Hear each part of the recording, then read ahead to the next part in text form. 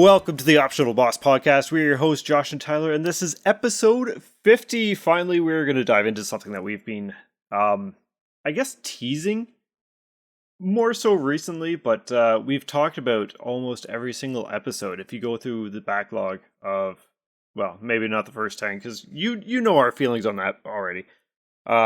Today, we're going to be talking Chrono Trigger. Every 25 episodes, we try and dedicate it to one game that we really enjoy. And this is it. This 50 being a milestone. Chrono Trigger. It makes sense. We've talked about it since episode 1. Tyler, what's going on? It's about time. I think we've probably name-dropped Chrono Trigger since episode 1. I mean, it would even make sense with episode 1 because we initially were talking about turn-based RPGs.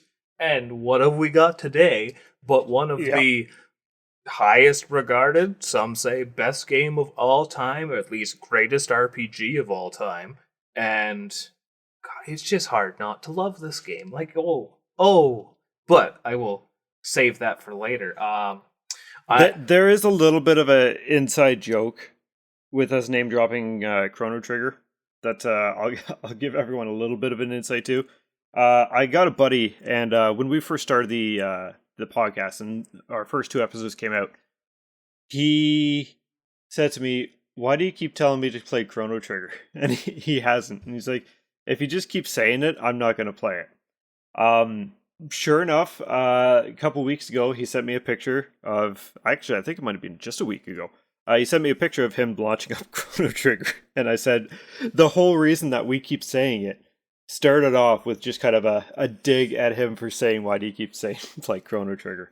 Now we've said it a lot today, just on its own. Well, but beyond the whole inside joke of it all, I think we've intended to do this as our episode 50 since, possibly even before we started recording, if not shortly after. And yeah, this is one. It was before episode 10, I think. But even still, funny enough how we're all getting into a topic about the past of our podcast on this game that is highly relevant to the past. Yes. I forget where I was going with that. It is time-based too. It is, yes. I am doing swell. I am here on our 50th episode. Congratulations to us.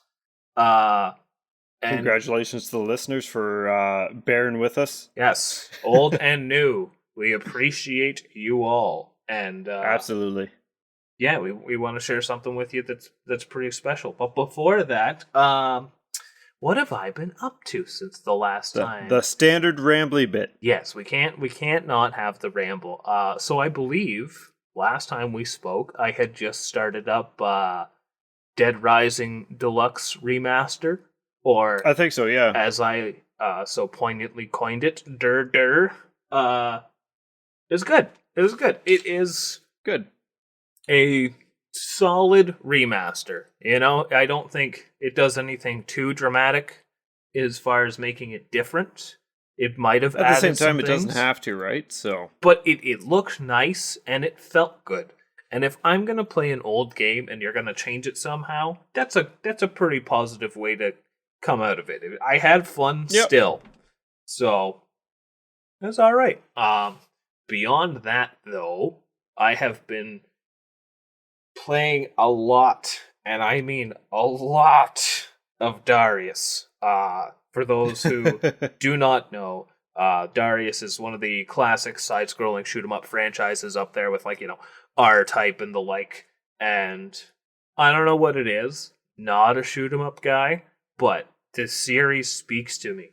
And I can't even, what is it called? I think the game that I just recently got is called the Darius Burst Taito and Sega Pack. That makes no sense to anyone who doesn't know anything. But I don't know.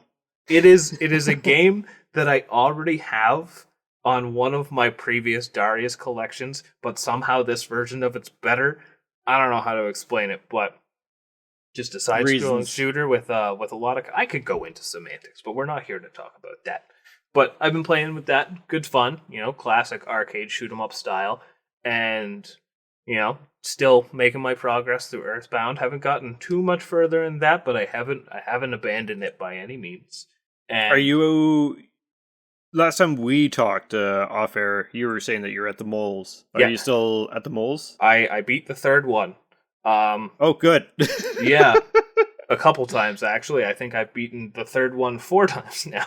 So I don't know. Oh, so you got to beat the third one still. Apparently, yes. So, no, Earthbound still remains a wonderfully quirky time, and beyond that, man, this Pokemon trading card game pocket. Oh, I hate it when app games win my affection. It's kind of funny because I have not been sucked in by it yet. I do have it, and I've opened some packs and everything, but I haven't been sucked in by it. So it does a good job of what it's doing and not seeming particularly predatory. I can see how you could sink tons of money in this, but honestly, for just the casual Pokemon card enjoyer, it's great. For people who like battling, it's great. I do really like how it's like very collector focused though. Like, yep. It still gives you, like, I know, as a card collector, it's never going to hit the same as actually opening cards, but you get a nice hit of that dopamine when you get one of the real fancy looking art cards. Yeah, I mean yeah. No, absolutely. But, other than that, I haven't been up to a whole lot beyond that, nor do I really want to keep this going on as long as our typical ramble, so I will say, Josh, how about you? What have you been up to lately? Yeah, because we got some exciting things to talk about, Yes. as already described. I forget what I was doing last time we were talking, but I finished Tomb Raider 1. Ah, yes. On the remaster. What a delightful time that was, actually. We're both in remaster mode. Yes, in remaster. It's weird because lighting is different in remaster, so because you could do this quick swap between old and new graphics.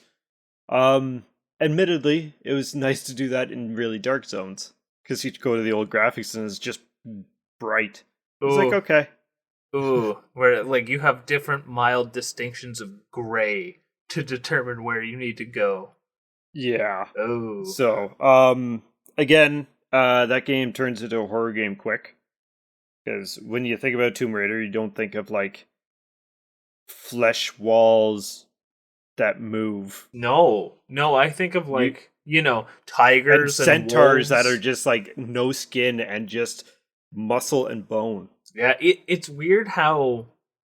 I mean, I can't really say Indiana Jones. I haven't seen... You know what it actually seems like is the old The Mummy movies, where, like, they seem like they're rooted in reality, and then they just go absolutely bonkers. Yeah, but I would say, like, in the Mummy movies, like the Brendan Fraser ones? Yeah. Yeah, they don't show anything really, like, grotesque like what you'd see in Tomb Raider. That's fair. All right. Like, Tomb Raider, like, some of the later levels, it's like running on muscle. Oh, that's like, weird. You feel like you are running on, like, a building's muscle. Ew. Yeah, it is. It's odd. Don't like that. And, like, the walls look like brainy flesh in some areas, and it's messed. You just can't escape Silent Hill even when you're not in it. Right? Yeah. But yeah, beat the first one. Taking a break from that, I have dove into Alan Wake 2. And I've really been enjoying my time. It is a little I can't do horror, which sounds completely opposite considering I've been enamored with the Silent Hill 2 remake. Silent Hill 2, there was no real jump scares. I mean, aside from there's the one. There's the one. Yes. But, like, I just felt tense the entire time. Where this, I'm just like, oh, please don't be just a sudden jump scare for no reason. It has reason. I will give it that. It's like, if you get jump scared, it's like, oh, I hate it, but you're right. Well, it does jump scares almost like remember those, like, if you're looking at Newgrounds or something, and those jump scare things, it would be like a field, and then all of a sudden like a zombie grandma or something. I think that's a in black and European white. coffee commercial, but yes, I do know what you are referring to. You know that kind of jump scare, and it just Yep. starts screaming at you. Yep. It has that all over the place. Pain in And the it's like ass that- jump it's- scares. Yeah, it's not like, oh, something just caught me off guard or something. It's you'll be walking, and all of a sudden it'll be like a video of someone like in black and white, just odd sounds screaming at you. Oh, So kind it's of like a horror like house kind of vibe. Yeah. And Yeah. it's like, okay, up yours with that shit. So it's gotten a bit of a pause. I'm still playing through it, just not as fast. But like some of its story beats are just freaking wacky. I'm trying to think, like the old gods of Asgard. That whole segment was wonderful. If I knew what I know now, back when the Game Awards last year was on, I would have appreciated their live music. Oh, did they have that performance last year? Yes. Oh, yeah. Heads up for people who we're not doing the Game Awards this year. We're doing ours. We'll talk about them in a ramble, but we're not dedicating an episode to it. No, it's yeah. We're tired of the don't know about this, don't care, but we'll definitely talk about some highlights. For sure. Yeah. Yeah. But yeah, they played the Old Gods of Asgard, which is the band inside the game, at the last year's Game Awards. That is pretty cool. And so the production value on the entire game is just stupendous. It has some really, really hard hitting good story beats. I just think the narration it is just wonderful. It's just Jake Gyllenhaal. It's just Jake not. Gyllenhaal just doing his thing. He's Spider-Man 2. But it's not. It's crazy because like the live action scenes with the guy who looks like Jake Gyllenhaal but is not Jake Gyllenhaal, he does his lines and everything, but is not his voice. Oh, weird. Yeah, so the voice actor for him who does the in-game version also does his live action version, so he watches the video and reads the lines as he's doing it. Oh, that's strange. Yeah, but I mean, given everything else with this game, yeah, it's woo. It's all weird from here. Yeah, I've really been enjoying that. Something else that kind of popped in my head. I went to go listen to a different podcast, one of the podcasts I listened to on the side, and they had some opening music, and the opening music was one of my favorite songs from Sea of Stars. And it's just like, shit. I stopped the podcast, put on the Sea of Stars soundtrack. And it's like, okay, I kind of really want to play that again. I need to get around to Sea of Stars, especially considering how anticipating it I was, and your most anticipated of 2024, and here we are. You still have not played it. Was it my most anticipated? I think so. I thought it was Final Fantasy VII Rebirth. Maybe it doesn't dismay the hype that I had for Sea of Stars. I've only been waiting for it since like 2020. So I might have to play it for the third time. Damn. Oh, it just got DLC too. It did. Yeah. It did. Yeah. So soundtrack for that is great. Sea of Stars as a whole is great. And you know what? It's actually kind of perfect timing that I bring that up actually. Without even thinking about it. A lot of inspiration from Chrono Trigger goes into Sea of Stars. So it was very much pitched as a, hey kids, you want a Chrono Trigger? Well, how about this? You want a Chrono Trigger, but they won't do it? Yeah. Have this. And didn't it have like some of the people that worked on Chrono Trigger work on it? Sure did. It had their oh geez, I think it was one of the it was composers. The composer. Nobu Uematsu? No, Nobu Uematsu is the Final Fantasy guy. It was the other guy. Yeah. Oh, Matsuda. Yeah. Matsuda. So, which is still a huge get. I'm going to be honest with everyone. I suck at foreign names. So I'm going to stumble when we actually get into talking about some of these guys. I'm so not about with to that say said, I'm perfect. Yeah, I'm giving you a heads up. I'm gonna try. Should we queue up some of this amazing music from this game and Absolutely, because this game also has great music. So let's Oh. get to it.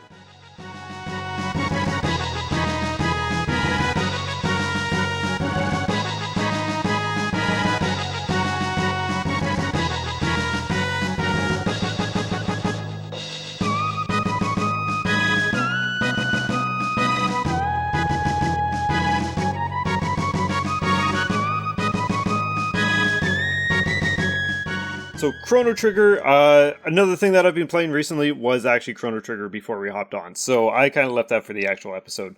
Chrono Trigger,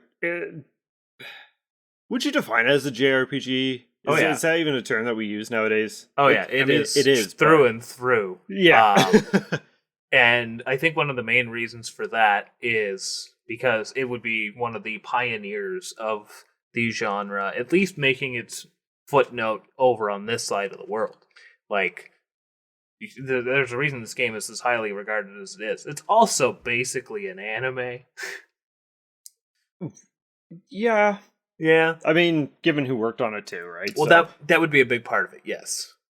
Yes. Now, this came out when it was still Squaresoft, not Square Enix. But they were clearly working kind of close together, Squaresoft and Enix at the time. This would be one of the first big partnership kind of things, yeah. It was, like, before Enix took them over, right? Or they combined into one. Merger. But yeah, let's just get this out of the way. The names that they had working on this are all very, well, for the most part, very notable. That Square and Enix kind of called it the Dream Team. You got you say names. Okay, so you have I screwed up right on the first syllable. There's Hironobu Sakaguchi, who is basically the father of Final Fantasy, and then you have Yuji Horii, which is the father of Dragon Quest. So you have both of what are literally the RPGs outside of something like, let's say, Ultima, or something like Final Fantasy and Dragon Quest, or even more so back then, Dragon Quest and Final Fantasy. Like, these are the juggernauts. Two of the biggest RPG names on the market. And then you have Akira Toriyama, who not only is the character designer for Dragon Quest, which you're getting so much of that DNA in there already. He's also the guy who made incredible stuff like Dragon Ball and etc. Like, legendary artist. He was the author of the Dragon Ball series, right? Yep, he is. That's his baby. And then there's Takashi Tokita, who I don't know what he's from actually. And Kazuhiko Aoki, I think. Then they are more prominent for things that I don't know. But the other two names that I do really know would be obviously Mitsuda, who we mentioned earlier, who kind of got his like big break with this game as a composer.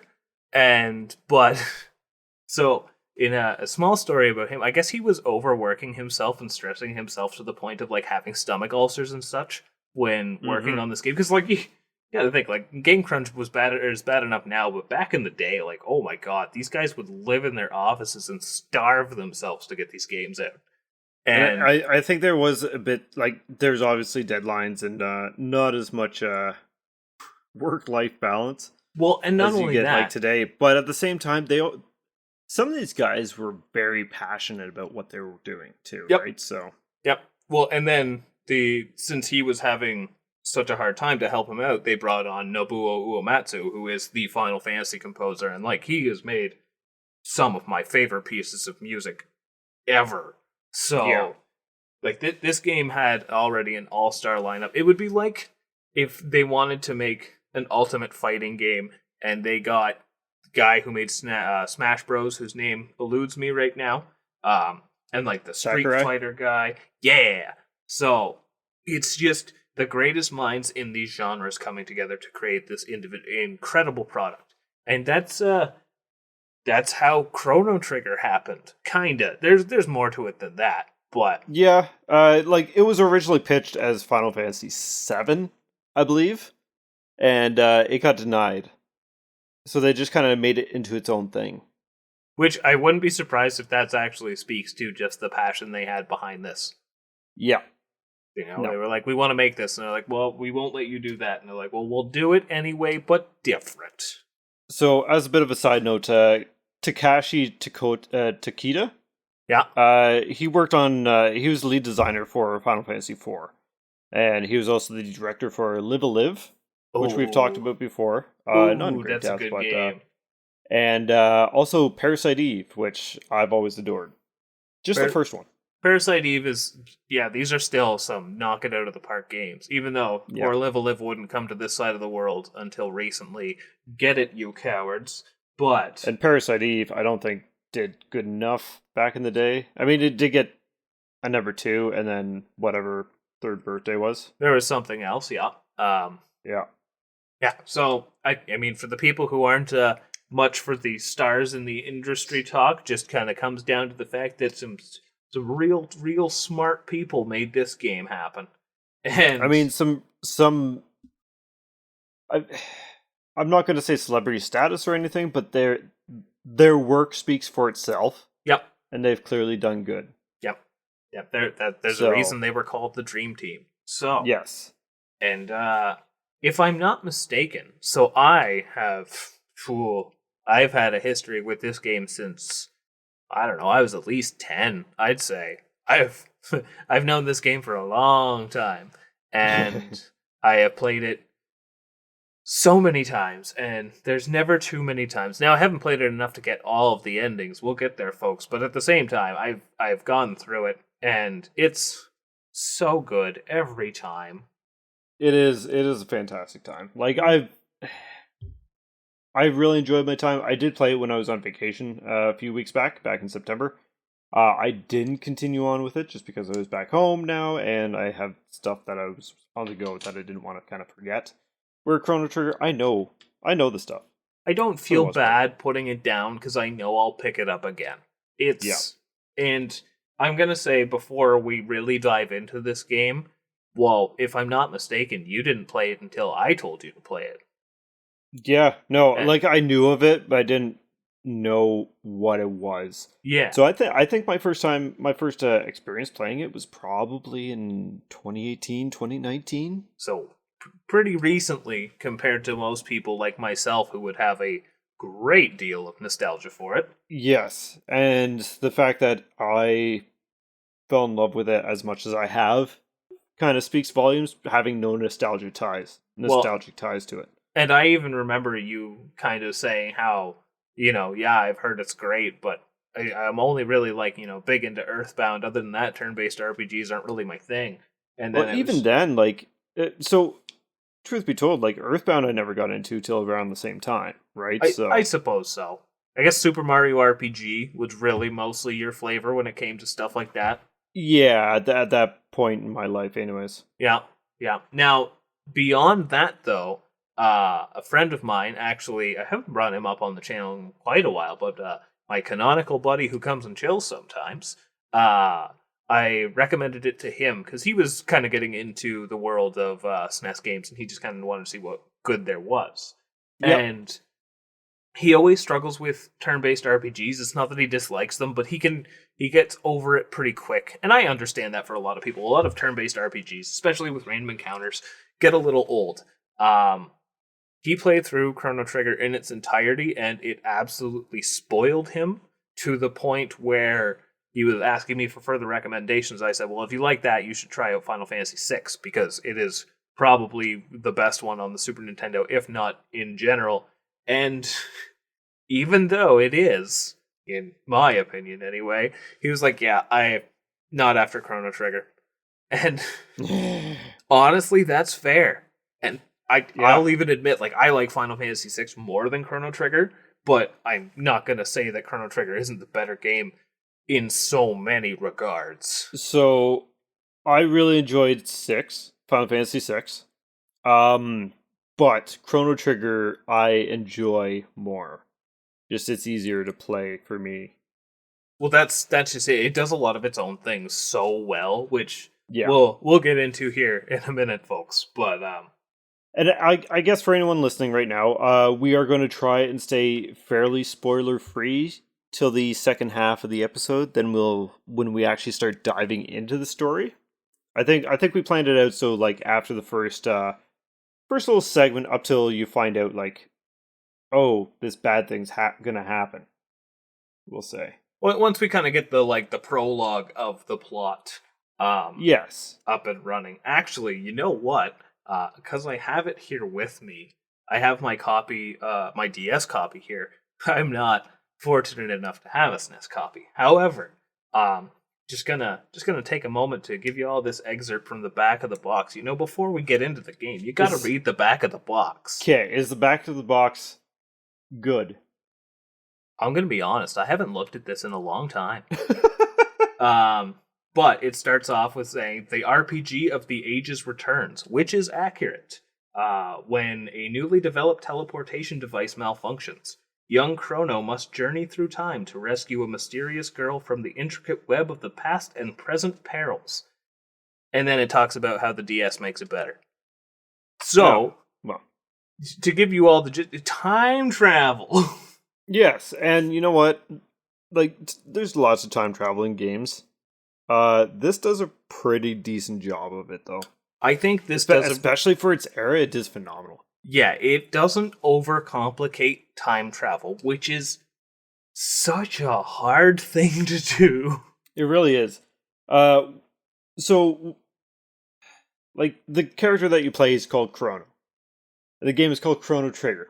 There are two different spellings. There's reasons for that. Mostly limitations, but also just plot implications. Yeah.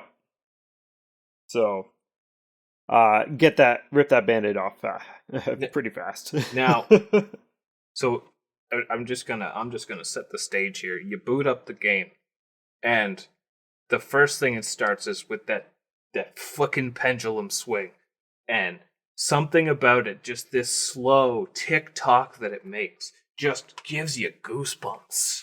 And then the music cues in, and the title scrolls over, and bam! Chrono Trigger. So, because I played Blasphemous first, every time I see the Chrono Trigger thing, I always think of the Bell Room.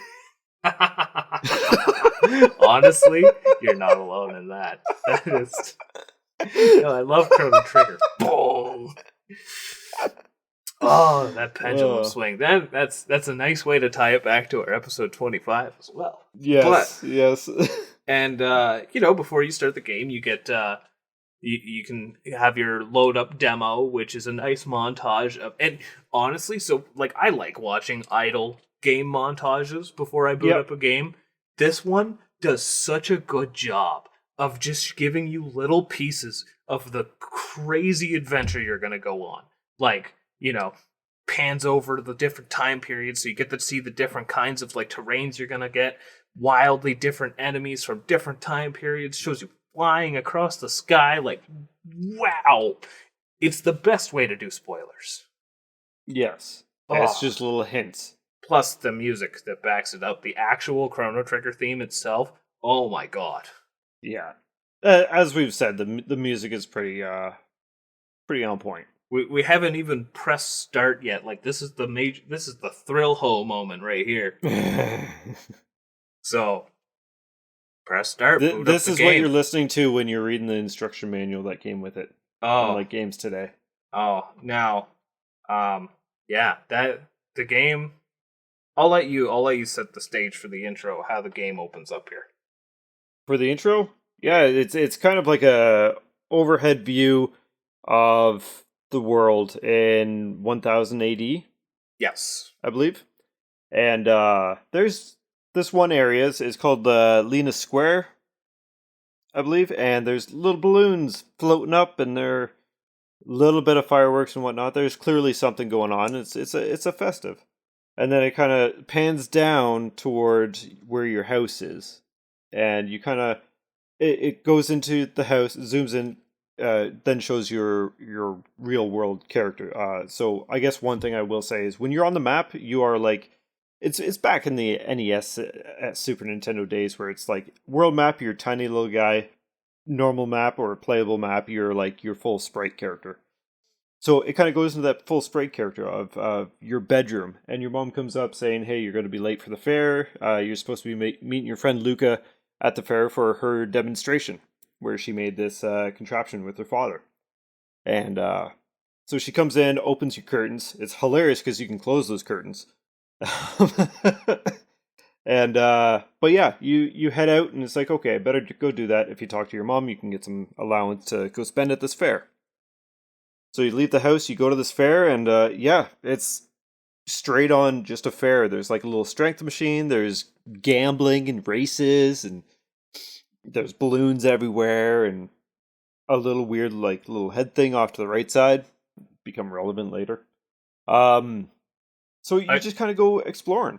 I will say, like, the whole protagonist getting woken up at the start of the story, it's super cliche, but oh, absolutely. Something about, like, I wouldn't know if this was before it was cliche, but it's still, I think it starts off just the tone so right, you know? Getting out of bed and you're excited for something fun. That's a pretty good note to start. It's not like, talk to the king, well, the world is in peril and you have to do it because you're the chosen one. No, you just... Because that's how a lot of it goes. Is like, oh, you're the warrior of light. Surprise! No, this is just, hey, go to the fair. Sounds just fun. Like, hey, I'm going to go support my friend. So that's why already you've been given something to look forward to doing. Yeah, and it's something so simple. Yep. And possibly fun because it's at a fair. Yep. It's like, yeah, I'll support the hell out of my friend. It's so insane how the fair is so sneaky in the fact that it gives you all of these attractive things to do. Of course, it's a fair. There's lots of things you want to look at. But meanwhile, the game is watching you, and it's tricking you. And it wants you to do things because, spoilers, people, this game has consequences. This game judges you and your actions that you do. Gotta think, it's about time, people. Time can be affected with every little action. Yep. So here's a question for you. Did you see this nice chicken lunch sitting there on a table, unoccupied? Did you eat the lunch? More than once. Yeah. Because obviously my first playthrough I didn't know. So, story wise, when you go into the next screen up north a bit more into the deeper into the fair, you go running up some stairs and then you run into a girl, and the girl's named Marl, and she drops a pendant.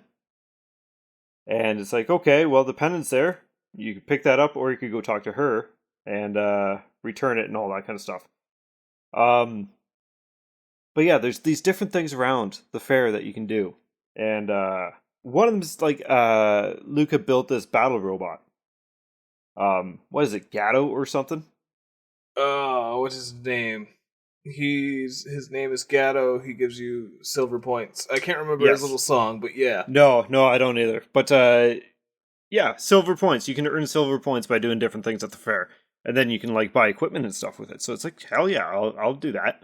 So, and then there's like this chicken lunch just outside his room that would heal you up. So I used to go battle Gatto a bunch of times, win, need to heal, so I'd eat the lunch, go back in, fight a bunch of times, eat the lunch, fight, eat the lunch. I was just farming that beginning, right? So what about it's an RPG. That's what I was kind of used to. I just want to be overpowered so I can kind of breathe through it because it's not my genre.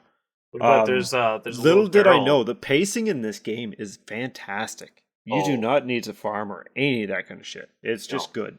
Grinding is not an impossibility, but it's hardly a necessity in this game, and this is one of the reasons why it has the pedigree that it does. But yeah, did you help the little girl find her cat? Yes. Yeah. Okay. And then there was a couple other little activities, but you go out through your events at the fair, and then eventually they say that did you steal the pendant? No, I always go and I check on Marl first. Have I before? Probably. I always forget that that's one of the things, and then I've done. I've done both. I've done many. I've never stolen it. I've always picked the pendant up and then given it to her. Yeah. You just pick it up, and then walk sometimes away. I checked on her. Yeah. And done it the other way, but But yeah, the main exhibit is ready for viewing, and you have to make your way there. But first, well, this strange girl at least wants to check out the candy first, so you gotta Yep. wait a bit. Just gotta look at the candy for a little bit. And you can just run off on her. Yeah. Simple as that. Like, just run up. Okay, well, you check out the candy. I'm going to this exhibit. I'm here to support my friend, not some random woman. Or you can just stand around and wait and, be Yep. polite. I'm going to go see this thing together. You have free reign. It's not like a scripted spot where you have to sit there and wait and you can't move. You can still move. Correct. So you have the choice. Yeah. So yeah, you guys go up and to this exhibit that your friend Luca has set up with her father. And so they're explaining how it's like teleportation and whatnot. So they start doing this thing. And Luca obviously sees her friend. She's like so happy that you made it. So they use you as a demonstration.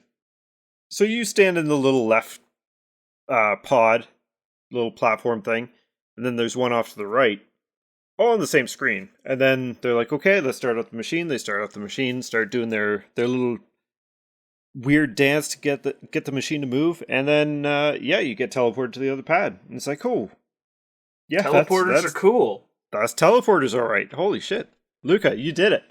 And then this girl Marl asks if she can take a shot because she wants to see what it feels like.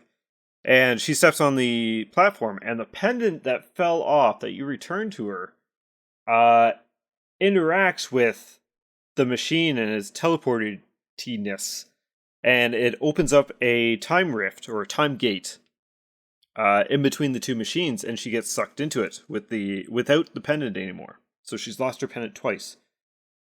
And it's like, okay, where'd she go? What are we doing?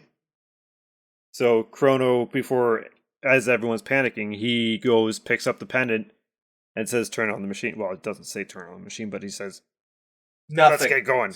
He says nothing because he's a silent protagonist. No, there's only 2 lines of dialogue that the silent protagonist actually says, and it's in one of the special endings. Yep.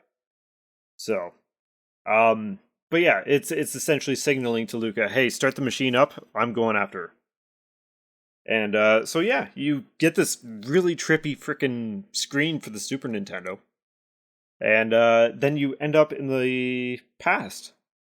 600 AD.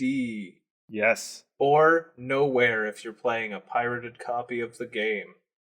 Yes, this was where one of the DS version. I think the Super Nintendo had it too. I think so. But it would just be on that trippy screen and never leave. Yep. It's hilarious. Nice little security check. Yep. But yeah, you end up back in the past. And I think the cool thing is this: as soon as you land in the past, you are immediately ambushed by enemies. And yes.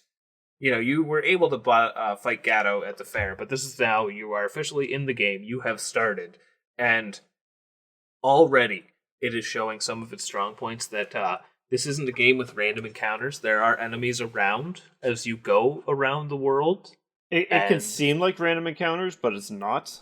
No. They generally come off screen, but it doesn't take you to a whole other screen to do this fight. It's right where you are, right in the playfield.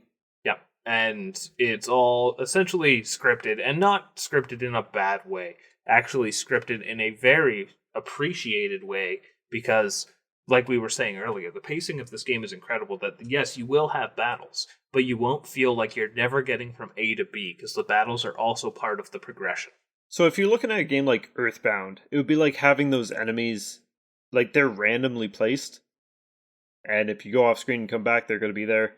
Not so much in this, unless you leave time zones, if you will. They're always in the same spot, but you can clear a path. Like if you have to backtrack, if you haven't transitioned map screens, your path will be open. Yep.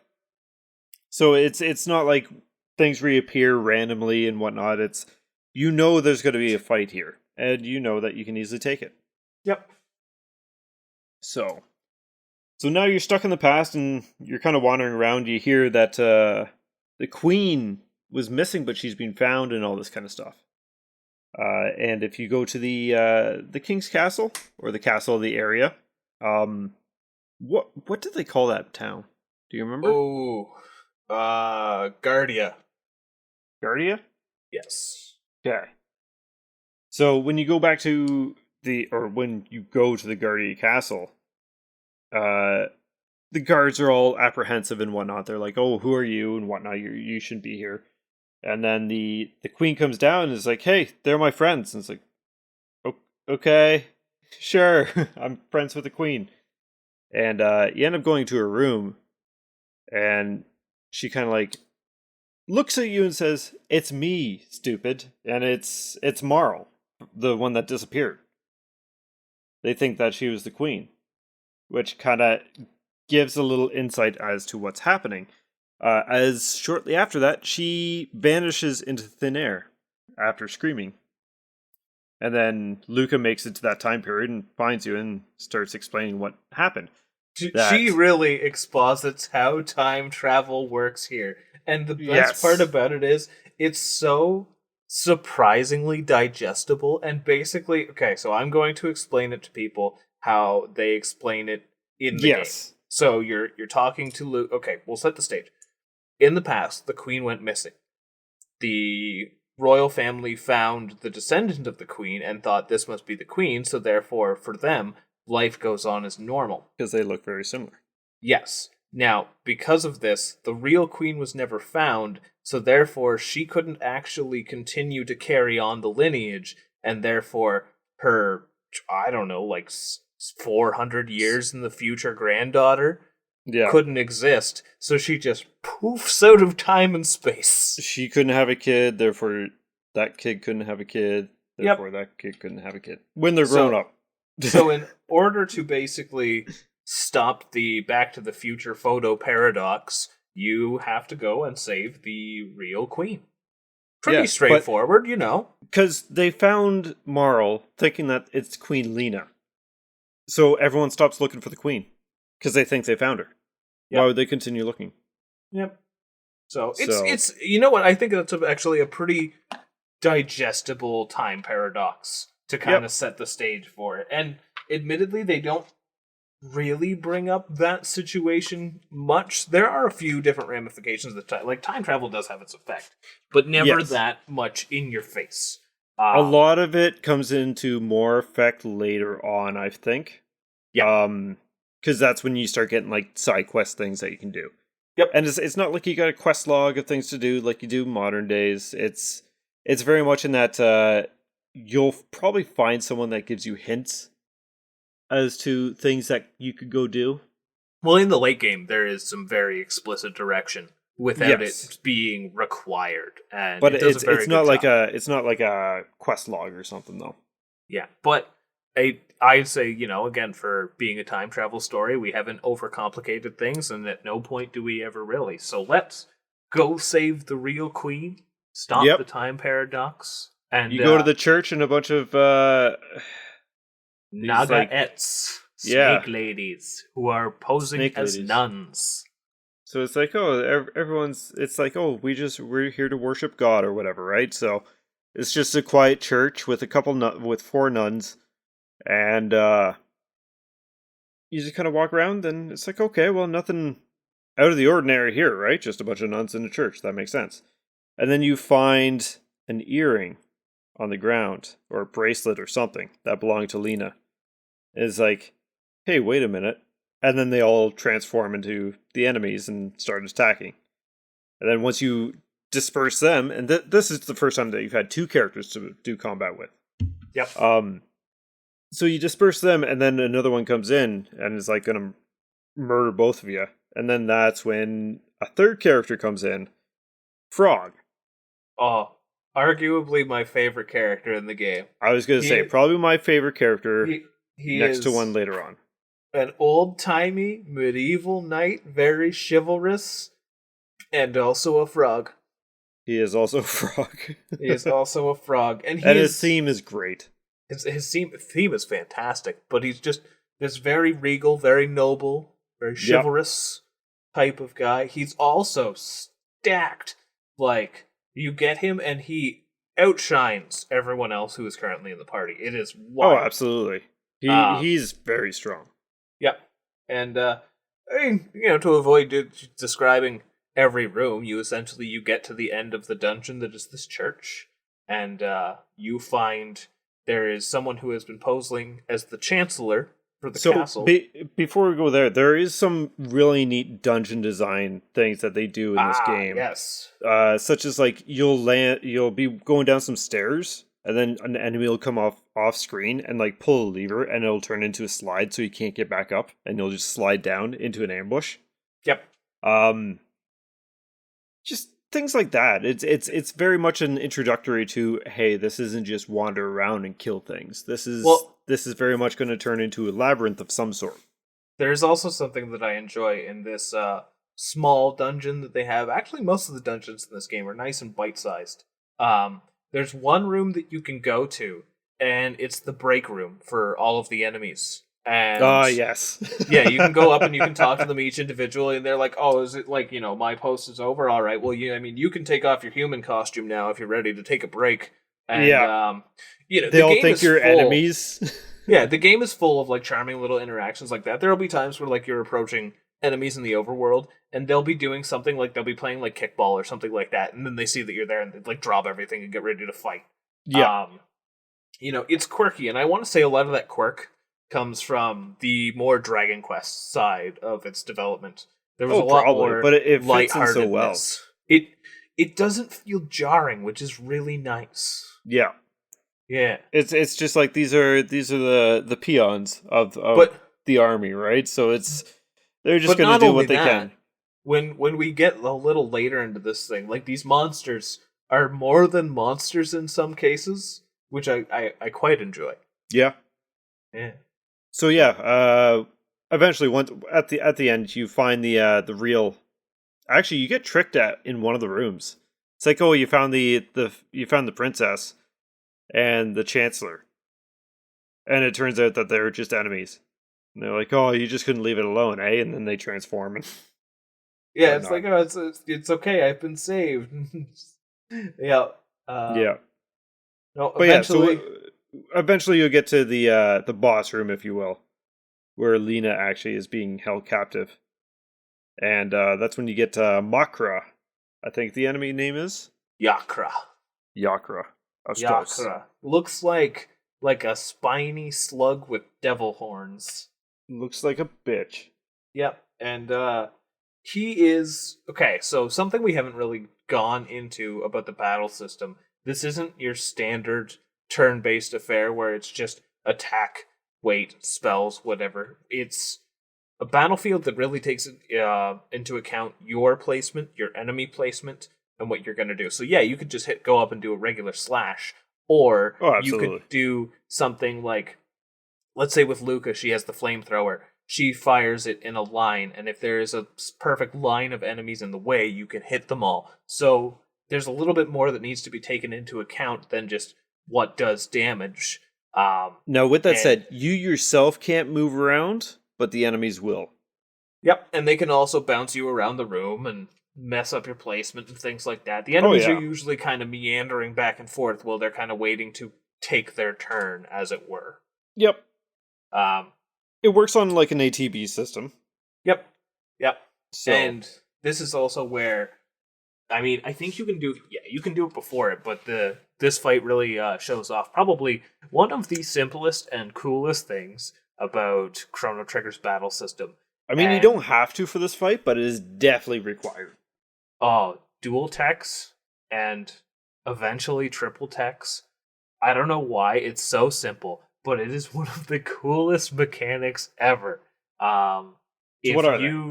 If you and an allied party member, assuming you have learned this particular skill, you're both ready to attack, you can both combine attacks to do something stronger. So, for example, with Chrono and Frog, they are both sword wielders, and the first dual tech that you get is something called X-Slash, where they both just cross in an X path and both attack the boss at once. And I'm not gonna lie, I'm sure to people who are less used to more classic graphics, it doesn't come across as the most impressive. I still think they look cool as fuck. Oh, just everything in this game. They did a really good job just with the artistic direction. This game is beautiful. But yeah, you get to team up multiple party members to unleash devastating attacks, and you will get progressively cooler and cooler. Well, and I think it's just that's what it is. It's not even about the damage. Sometimes they just do cool things. So another example, the dual attack. With Chrono, he has a skill called Cyclone. And it's pretty much what you think it is. It's a whirlwind. He runs up to an enemy and then starts spinning with his sword. And he'll go in kind of not a figure eight, but a circle as he's spinning. And if there's other enemies in range, he'll hit them as well. Now, if he dual attacks with Luca with her flame spell, or flamethrower, she'll throw it on Chrono, and then he'll spin with a fire whirlwind and do fire damage to everything. It's so cool. Now, the reason that this is important on this fight is because you want to be able to kill this boss, and he is technically a boss. You want to kill him in the least amount of hits possible, because every time you hit him, he does a counterattack. It's like a free turn for him. So, the more damage that you can get with the least amount of hits, the better off you will be, because he won't be able to retaliate as often. Yep. So, yes, you can do it by attacking with each person, but you're going to be using a lot of healing items at the same time. So this is kind of like the boss that kind of introduces and doesn't force your hand into it, but certainly makes it opens much the door. Easier. It opens the door for the fact that there are going to be a lot more unique mechanics than just standard battles. And, we're not going to go in depth until obviously every boss fight and all that stuff in the game. But yeah, there are a couple more standout encounters that will have some interesting, it makes you think, and you have to do things in a certain way sometimes. Not specifically, but it's a very active. I know it's called active time battle, but there's a lot more going on than just do the damage, win the fight. Yes. So it's like a lot of Chrono Trigger bosses are. I'm not going to say puzzle because it's not like they're difficult in that sense. No, but they all have kind of like a gimmick. Yes, they all have their own style that you have to kind of play into. Not unlike say Paper Mario or something. Attack, jump, hammer. Yeah. So yeah, you killed the Yakra, and you don't have to open up the chest, but it's advised to. You open up the chest, and out comes the actual counselor. I like how his name is the Real Chancellor. Yes. This is where, if we did it more, we would have a Simpsons clip where Skinner saying it. Let's give a big round of applause to the real comptroller. So yeah, you all return back to the Guardia Castle, and with the real Queen is saved. Queen is saved. Frog says he is useless because he couldn't save her to begin with. He couldn't protect her to begin with, and he wanders off. Says thank you for your help. And because you saved the Chancellor and saved the Queen, they create the justice system. And also, because the timeline's been restored, Marl poofs back into existence. Yep. So which Marl's has to be very painful. Oh, absolutely. Well, disappearing. What do you think it would be more? Just being ripped from the fabric of reality? I don't know. Or popping back in. Oof. I don't know. It's weird. I can't speak to what non-existence would feel like. I feel like popping back into reality just because you're going to feel the after effects, where if you disappear out of reality, you aren't going to feel anything after. I haven't been anything for 45 minutes. So yeah, Marl's back. You say, hey, you're welcome, and you all try to return home. Well, I shouldn't say try, you do. And you go back up to the castle because, as it turns out, and we kind of figured out, Marl is the princess. Who I don't think the name is actually Marl. I don't think it's Princess Marl. I think it's just Princess Lean, because that's the family line. Oh, that might be what it was. Yeah. So you go back to the castle, and the guards and the Chancellor of the time, present time, 100 AD or 1000 AD, accuses you of kidnapping her. And Morrow's like, no, they're my friends, whatnot, and this was me, and they wouldn't listen to her. But they brought me back. Yeah, right? Because she left on her own fruition. Oh, yeah, that's right. She wasn't supposed to be at the fair. She wanted to mingle with the common folk. Yeah. Yes. But her royalty father and chancellors didn't want that. Yeah. She's too high tier for them.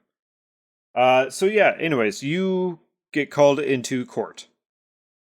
And this is where all the stuff that you did at the fair takes into account if you are a good person or not. If you ate the guy's lunch, it goes against you. If you helped the little girl with the cat, helps you.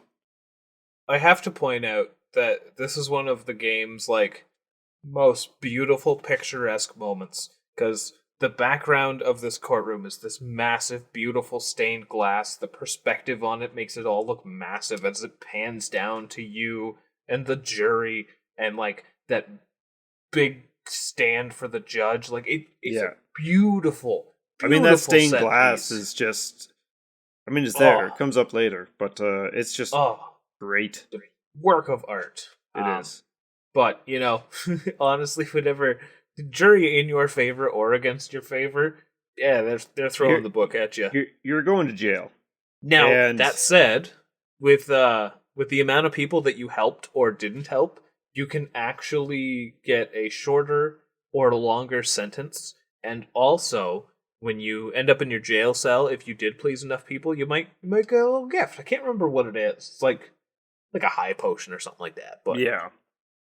Now, regardless of going to jail or the length, you can either wait the time out. It's like 3 in-game days, and it's 3 minutes or something. It's not very long, and they'll eventually pull you out. And what the Chancellor ended up doing behind everyone's back is actually sentencing you to death. Yeah, you didn't have a say in the matter. Even if you were getting off on good behavior, you're gonna die. Like, everyone believes that you're getting out of jail, like you're just being held there. But no, they're going to kill you. They're going to execute you. And so you have a choice. You can wait, or you can keep knocking on the cell door, and then they'll eventually come in, and you just knock the guard out. And then you're kind of doing a sneak attack around the castle a bit, get your equipment. I don't think it's very far. I forget where the equipment is. Oh, I think it's in, like, the next room. Yeah, it's not very far. Yeah. But yeah, you make your way through the castle, and then you find you do find Marl again, right? No, but Luca comes in to save your ass. Right, again. Luca comes to break you out. Yeah, saving you from the past and from prison. Yep.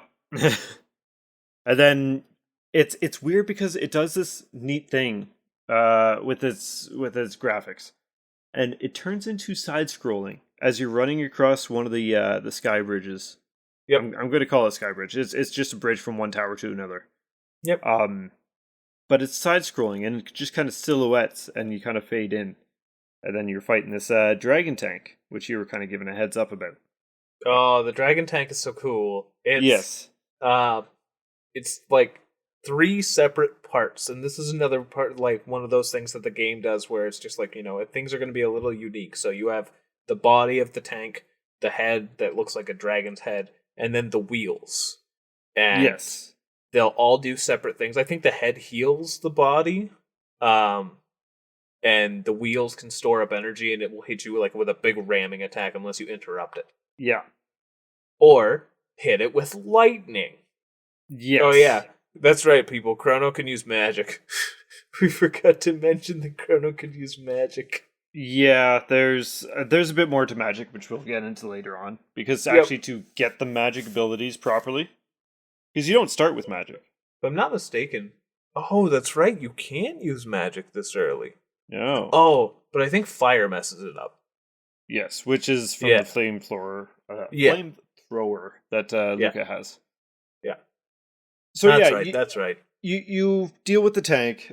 Charmingly, it blows up a part of the bridge, and the Chancellor and 2 guards that were there that summoned the tank on you are now part of the bridge. They're holding on, like, one of them's grabbing onto the edge, the other one's grabbing onto one of them's feet, the other one's grabbing onto the other guy's feet and hanging on with his feet to the other end of the bridge. And you just kind of walk over them, very cartoon style. Yep. Right? So you go to escape. You kind of have to push guards out of the way. Like, actually. And once you get to the door, it's Marl saying, once again, to the Chancellor, they're my friends, and then they tell her to butt out of it, and she's like, I'm sick of this, and then she runs off with you, Luca. And you run outside, and then you end up finding a gate right by the castle. So you jump in the gate just as they're about to grab you, and the gate disappears. The look on the Chancellor's face is just hilarious. Just mouth wide open, like on the floor. Just what the fuck just happened? Yep. And you end up, not in the past, but in the future, in 2042, I think? I think it's 2300? 2200 AD, I think. Or 21. It's 2100 AD. Is it 2100?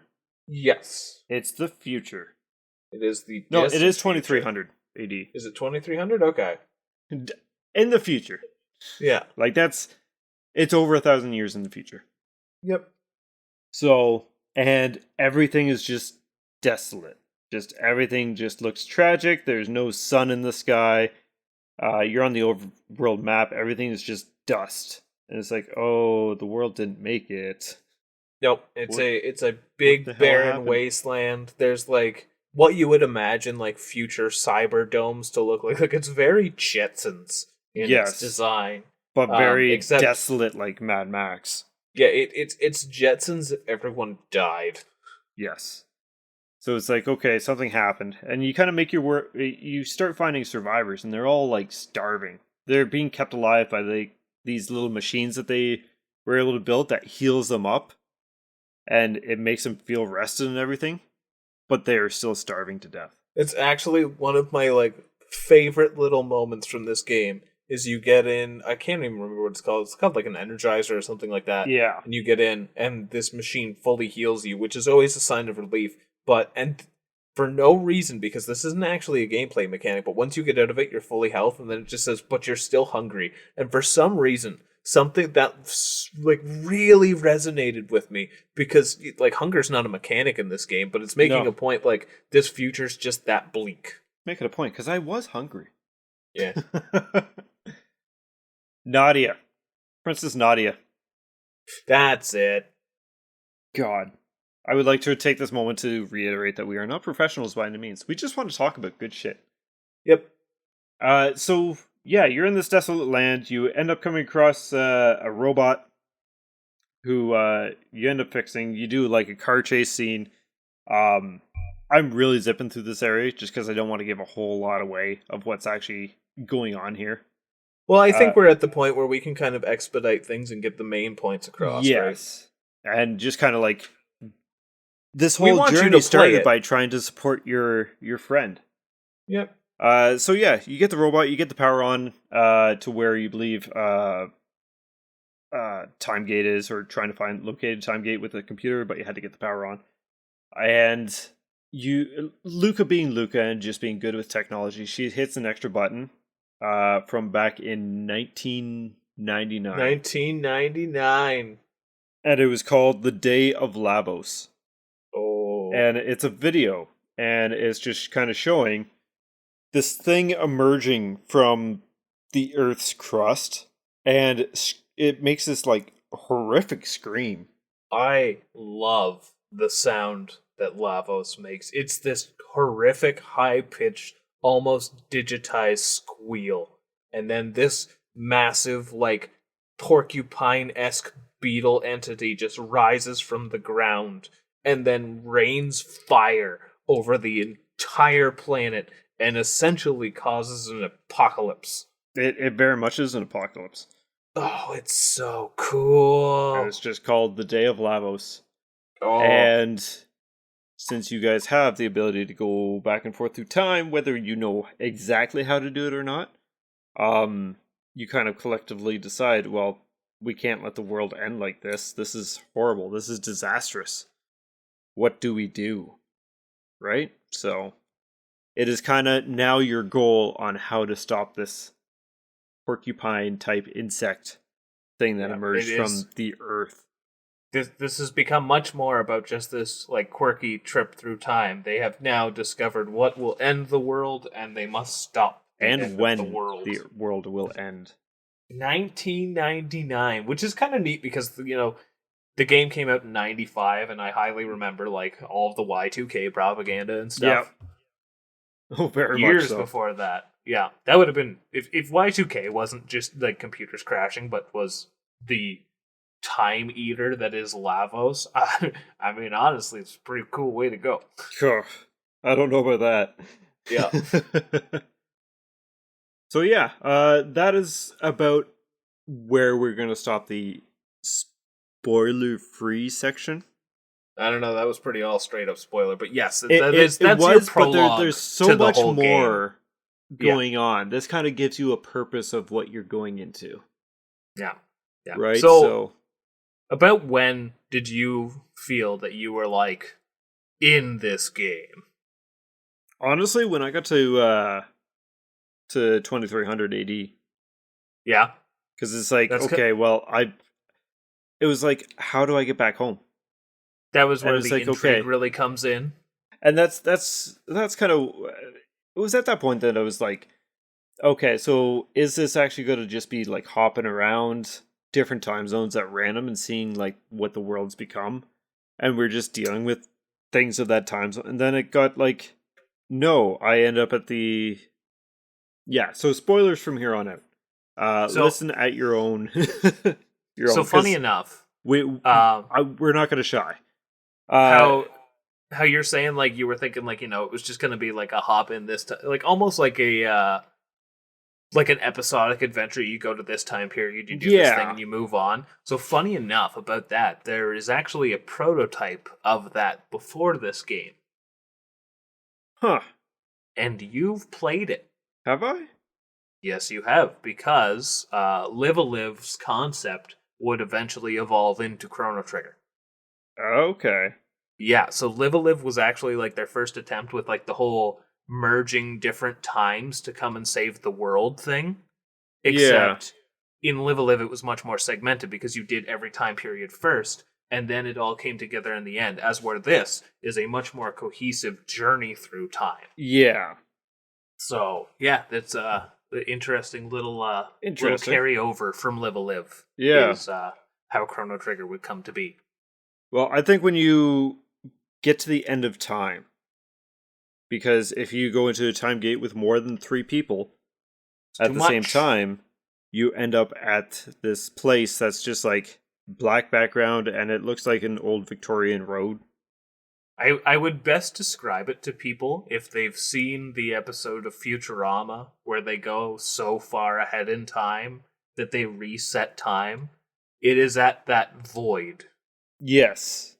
Time's done. Like after everything's gone. Yep. And there's just an old man sitting in the middle. And he kind of explains that if more than 3 people enter a time gate at once, then they're sent to the end of the time. And he hasn't had visitors like ever. I'm going to say this multiple times throughout this whole recording, but God, the music for the end of time is so good. Yes. It's just this weird, peaceful, serene, but kind of curious melody. It's, But yeah, that's it. You're at the end, and the old man's like, the heck are you doing here? Yep. You should be in this era, and you should be in this era. Wow, things are pretty messed up, aren't they? And don't look in the bucket. Yes, so there's a bunch of things that you can do. There's a save point, yay. There's 3 beams of light at this point, and they all are different time gates to different areas. So you can travel to different areas. You can travel to 1000 AD, which you're going to be kidnapped, or not kidnapped, but put in jail right away. You can go to 600 AD, or you can go to the future where everything's death. Yes. So there's a door that has, I forget his name, but it's Specchio. Pecchio? Specchio. And he changes forms, but you essentially choose a hero that you want to battle with, and this is how you get magic. You defeat him, and you get magic for doing it. The only ones that, and we didn't really talk about it, but you get a robot named Robo. Or, we did mention finding Robo, but only briefly. Yes, so I love Robo. He is fantastic. I forget his actual name. It's funny because it's like CR102 or something like that. Yes, and then he has an actual name outside of that. Prometheus? Yeah. I think? Yeah. But yeah, it's great because when you first find him and he boots up and he says his code name, like, my name is like CR102 or whatever the heck it is. And then Marl's like, oh my god, that's a terrible name. We should call him something else. And that's when you get to name him like a party member. And I love putting in the code that he says because then afterwards Marl's just like, that's a great name. Oh, video games. They're great. Yep. So yeah, he comes with you and he's one of your characters. He cannot learn magic because he is not a human entity. Nope. Now, granted, he's a robot. You can put in all sorts of tech. You want to give him a taser for lightning? You can. He's got laser beams. He's fine. Yep, he has laser beams. Don't need a taser when you got laser beams. Yep. He also hits like a bulldozer. Oh, he's great. And he has a heal. Yep. So, I mean, he has a lot of things. He has Marl and Luca technology combined. Yep. So, from there you can, the bucket. The bucket. This game has so many endings. I forget how many off the top. I want to say 14. 14 or 16, something like that. Yeah. Did the DS version add any extra ones? Yes, actually. So, to kind of jump ahead a little bit here, so there is the kind of, sort of, not really, but actually sequel Chrono Cross. And admittedly, aside from a few things, Chrono Cross is very loosely a sequel. It does depend on the events of Chrono Trigger, but it was kind of an afterthought of a sequel. But the DS version added additional content. I believe there was a couple new dungeons, a new super boss, and an ending that tied it into Chrono Cross. Oh, okay. Yeah. And then there's like a little text thing for it called Radical Dreamers. Yes. Yes, I've never actually experienced Radical... Well, I emulated it a couple times, but it wasn't actually a playing game, and I was like, this is dumb. It's just words. I want Chrono. Yes. Where's Frog? So, there's 14 endings, but some of these endings have different things that just slightly different in some way, yeah. So, I think realistically, there's only actually like 8 different endings. Well, like the first ending that I have on my list here has 4 different variations of it. And it depends if you have a character, and you did a thing. Yeah, went kaboom. Yeah. Or if you don't have the character and you don't have the character and you went kaboom. Yeah. I'll explain what the kaboom is after. Yeah. But yeah, there's 14 endings. And so you can go in to the bucket and fight Lavos then and there. And you're not going to have an easy time. No.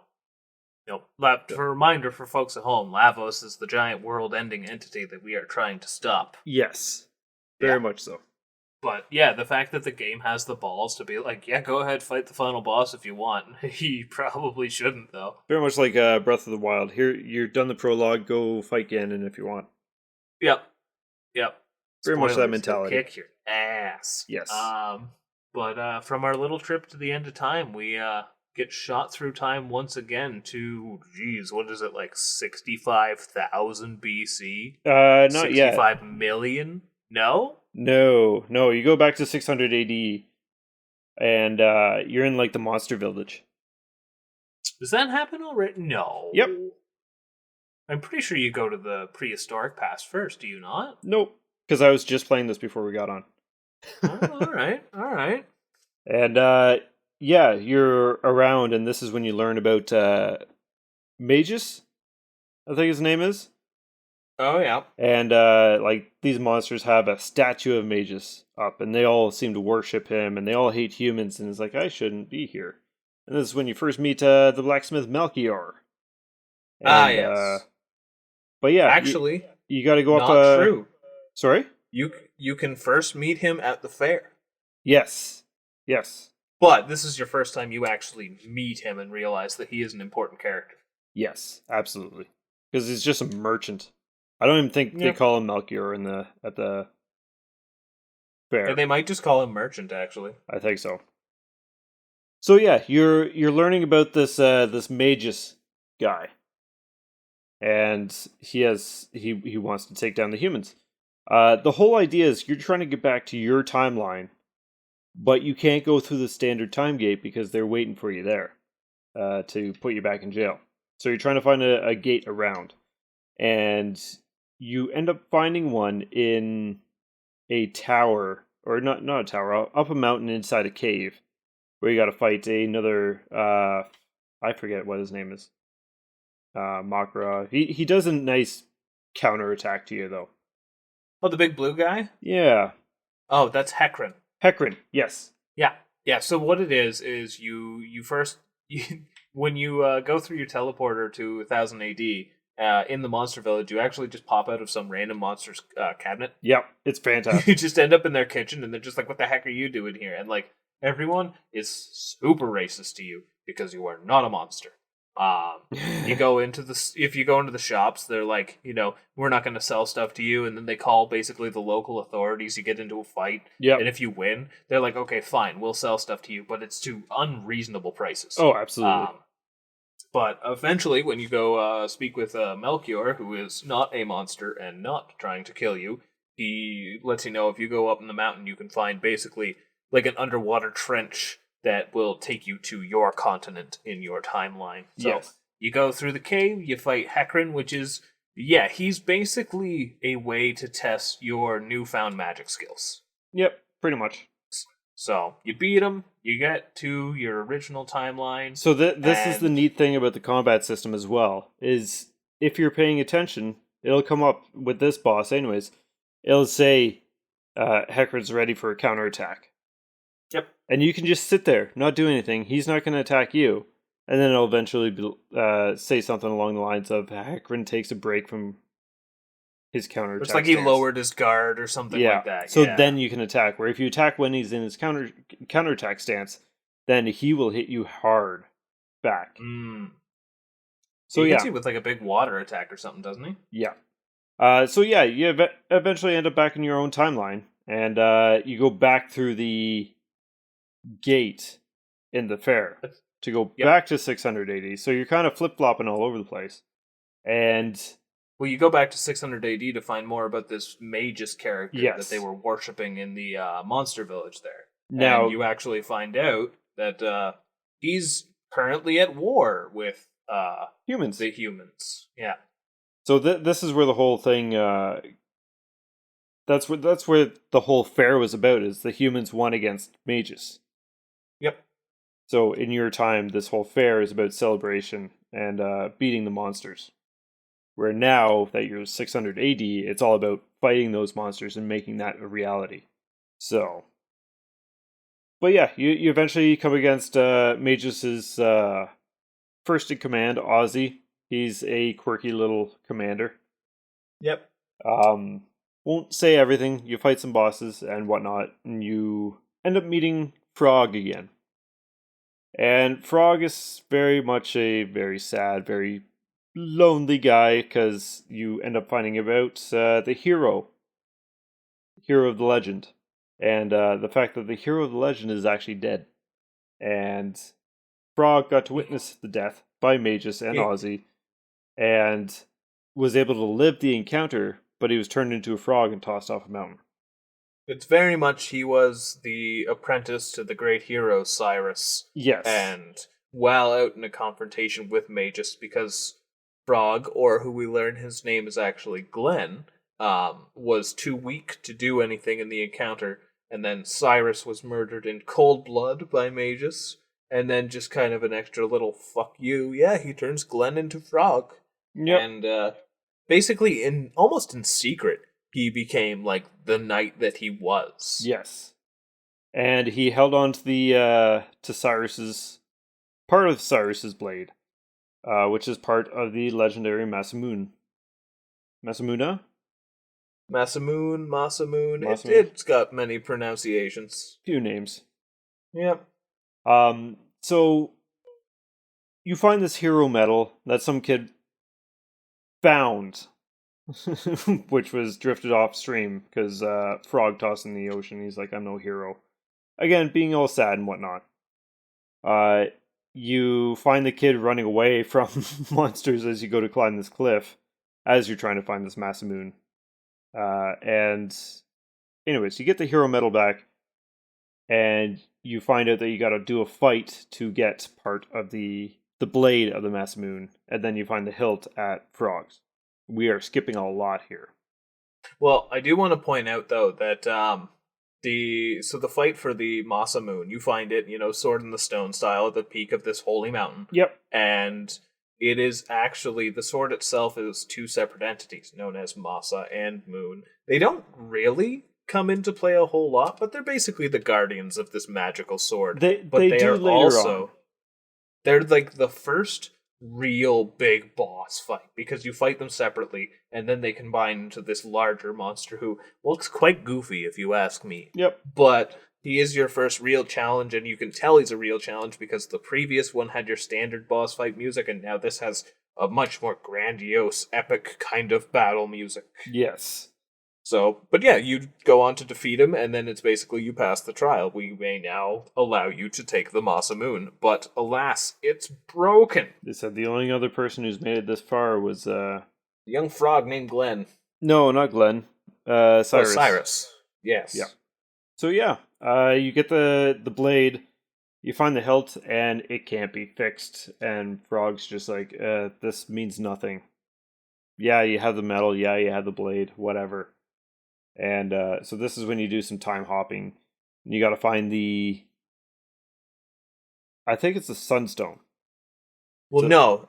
So what it is you actually see engraved on the blade of the Masamune, it says the name Melchior. Right. Who peculiarly, like, you're in 600 AD, he's in 1000 AD, and it's like, how could this man from the future, how could his name be on this sword? But, yeah, we'll go speak to him. So you go back to Melchior, and he says that the blade can only be reforged with something known as red rock. And red rock that's what it is. Has not existed since prehistoric times. Yes. Which, okay, now we are going back to the even more past. Yes.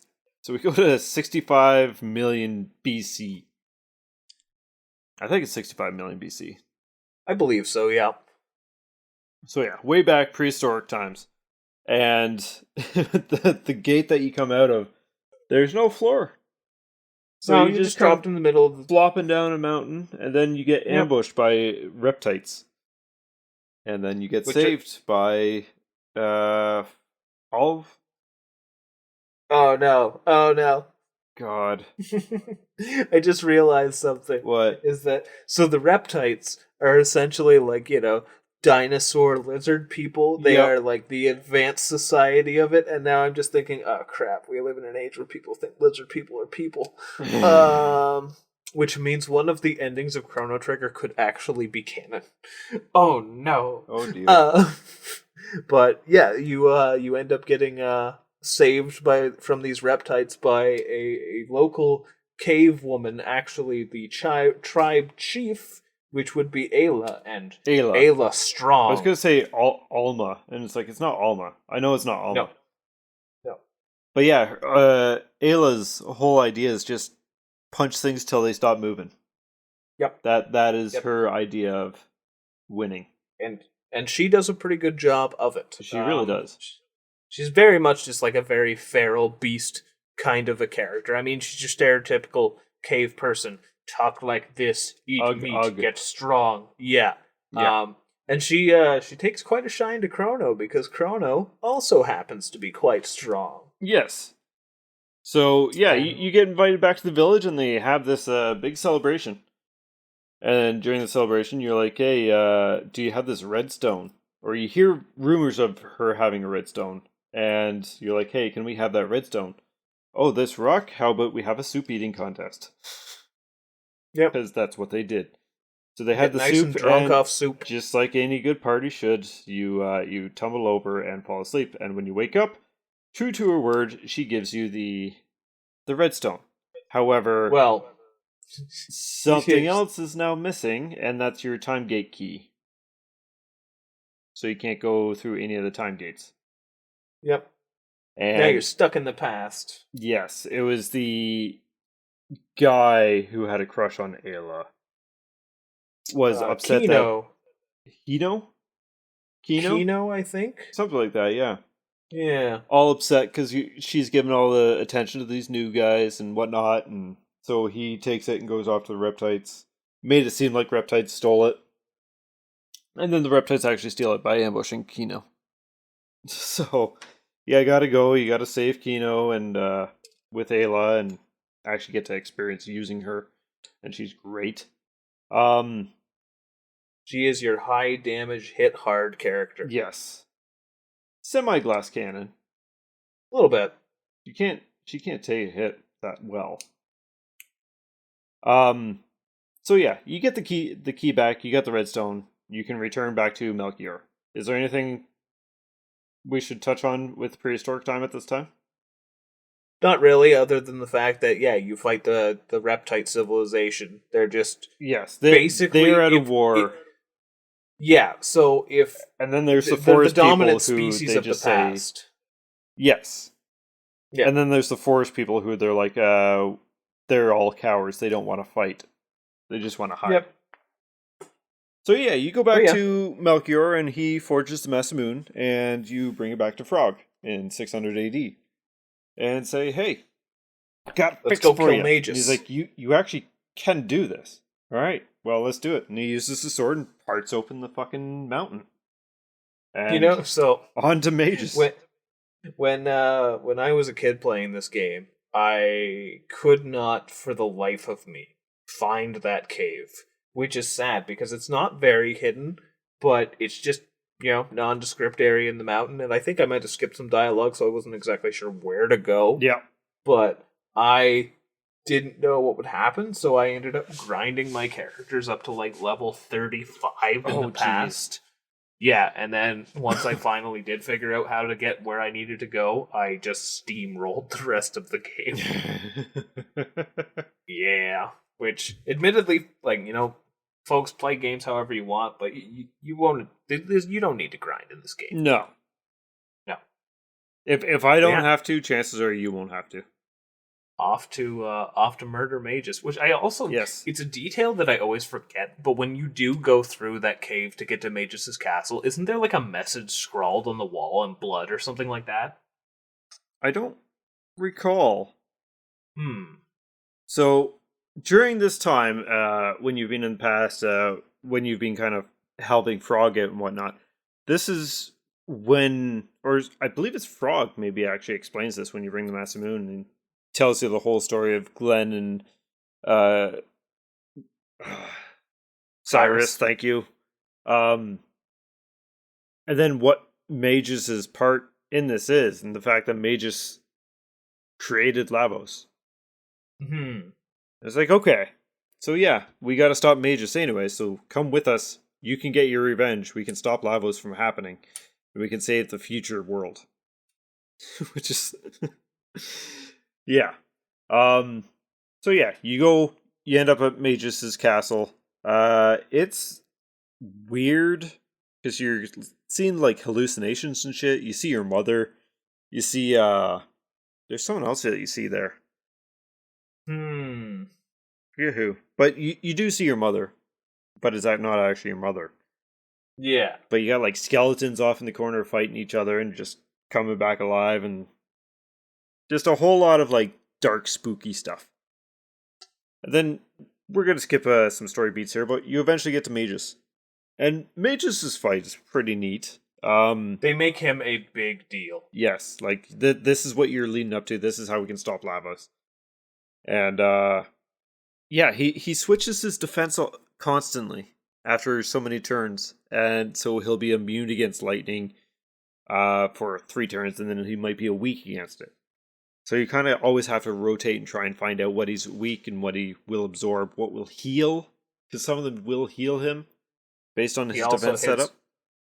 Hits everyone for massive damage every turn. Yes, so you constantly have to be healing because you're gonna have a hard time otherwise. And yeah, you pretty much interrupt the summoning ritual. Except you don't. Lava still shows up. But the future refused to change. The future refuses to change. Now, do you remember what happens after you defeat mages? Yep. You get tossed into a time gate or something, right? Yeah, after you've interrupted his ritual, and it's very much the fool. What have you done moment? Yes.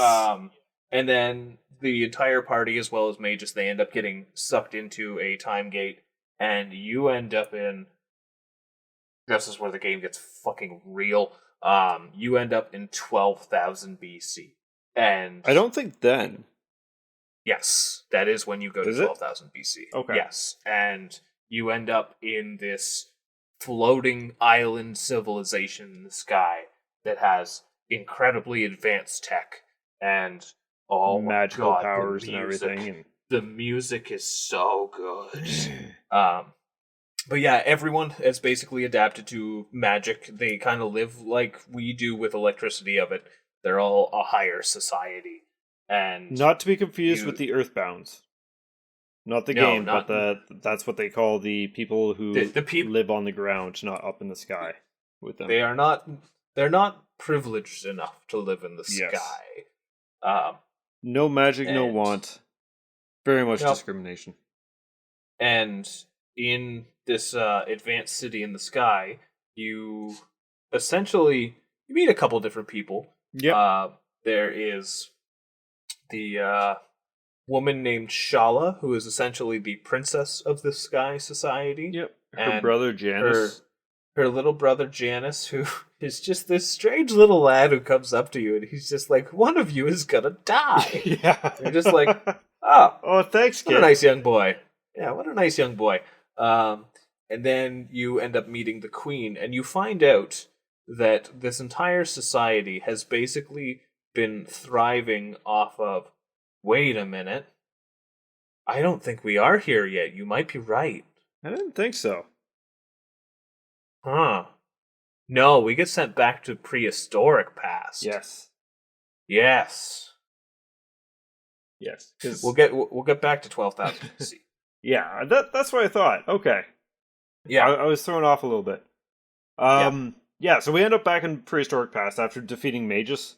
And essentially, Ayla's taking care of everyone. And they were attacked by the reptites again.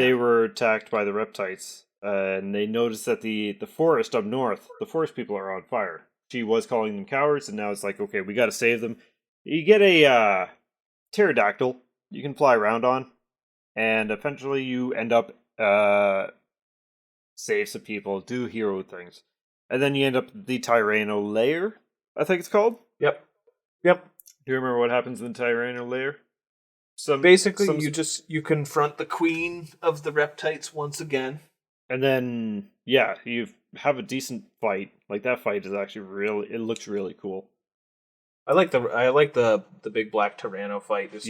He's not a robot, but he's kind of a robot T-Rex. But he's not. I don't know. I always got the impression he was almost kind of like a big steel golem sort of thing. Which it's like a magical T-Rex. Yeah. Yeah. Anyways, you defeat him, and then you have to fly quick, and a big comet is coming down from the sky. And pretty much lands into where Tyranno lair was. Yep. And Ayla calls it something in her language, Lavos, which is big ball of fire. Yes, that's what it is. So, and it's like, wait, so that's how Lavos has been underground for 65 million years? Actually more. Yep. So you go to the area where it landed, and you're going to confront it, and it's just not there. But there's a time portal. There is a time portal. Now, do you know where that time portal takes you? Pretty sure this is the one that gets you to 12,000 BC. Yeah, no, as I was going on, I was like, wait a minute, there is something that doesn't make sense here. So, yes, now we are back to that picturesque future scene that I was talking about, and the reason this society is thriving so much is because they have actually been extracting essence from Lavos. By a machine called the Mammoth Machine. Yes, and essentially their whole society fringes on basically sucking the life force out of it, and well, you know what? That's pretty bad, because this thing, at least like this apocalypse creator, it's at least been asleep. Yes. So, and too much tampering with it. Don't wake the baby. That thing's gonna wake it up. And after basically confronting this society and saying, hey, you know, if you don't do that, you're gonna end the world. And they're like, that's silly. We like everything being perfect. Yep. You're banished. Yep. And yeah, I think that's when you get sent to the ground, is it not? No.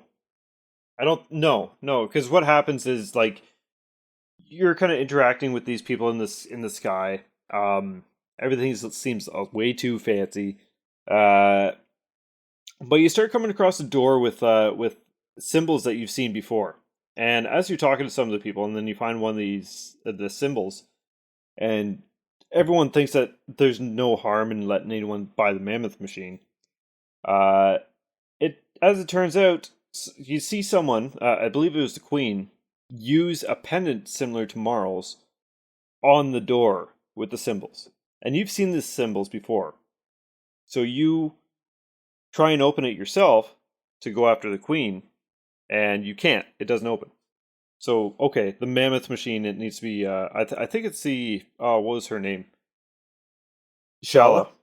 It tells you that it needs to be powered with the Mammoth Machine. So you go to the Mammoth Machine, you get it powered up, and then the Prophet stops you. Yes. And then a guy named Dalton, and they demand that you leave. And they take you to the portal, which is how you got there, and tell you to enter it. And then they get Shala to lock it after. So you're to not return. Trapped out of time. Yes, you're trapped out of 21,000 BC. And this is when it's like, okay, well, we powered the pendant. What can we do with that? Because we've seen that before. And then go open some doors. I think it was Robo. I'm going to assume it was Robo who reminds you that, hey, there's one of those doors in the future, in the post-apocalypse. In the facility that you found him. Yeah. So it's like, okay, go there, and you start finding notes from this guy named Balthazar. And you kind of learn about these three disciples of time. Disciples of time? Something like that. Something like that. And it's Balthazar, Melchior, and Gaspar. So we know Melchior. Gaspar we don't know. Balthazar, we were seeing his notes, so he was clearly in this time. And it turns out that he was banished from the Sky Island pretty much the same way that we were. Yep. So we follow his things. We end up in this future bunker, science bunker. And it has this giant machine called an Epic. Epoch? Epic? I always called it the Epoch. I think Epoch or Epic is both acceptable. I'm going to say Epoch, just because it doesn't have an I. Yeah. It weirds me out to say Epic. And this thing will teleport you or transfer you in time anywhere. It's kind of like a bathtub that travels through time. Not a hot tub time machine. Not a hot tub time machine. But just a stationary object you get into, and you just you go to the past, but you're in that same spot in the past. Yeah. So we have another way of getting to 2100, or we could go other places. Yep. So let's just follow the main story. We'll start taking some bigger strides now. You get back to the future, considering where you were. Actually, no, past, because you're in the future. 2100, back with the rich, fancy people. And yeah, they blocked it. You get there, all the sky gates to the upstairs is gone. So you kind of work with the earthbound people. And then you find a way up. And then find out, because Melchior gives you a knife to destroy the mammoth machine. Because if the mammoth machine absorbs too much power from Lavos, it's going to wake it up. And meanwhile, the sky people were like, we need more power. Let's get closer to Lavos. Yes. And how do you get closer to something that's underground? Ocean. To the bottom of the sea. So you find out about this ocean base that the queen of this time has built.